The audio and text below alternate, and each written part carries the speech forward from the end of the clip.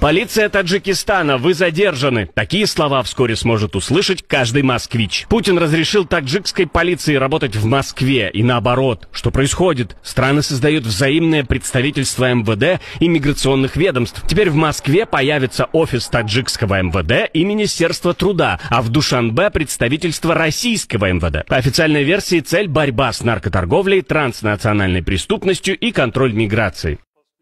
Гражданами Таджикистана, оказавшимися на территории РФ, воспринимается по-другому. Одно дело, когда полиция требует соблюдения правил и законов, а другое, когда к этому подключаются сотрудники правоохранительных органов Таджикистана. Это повышает уровень доверия с обеих сторон и эффективность работы.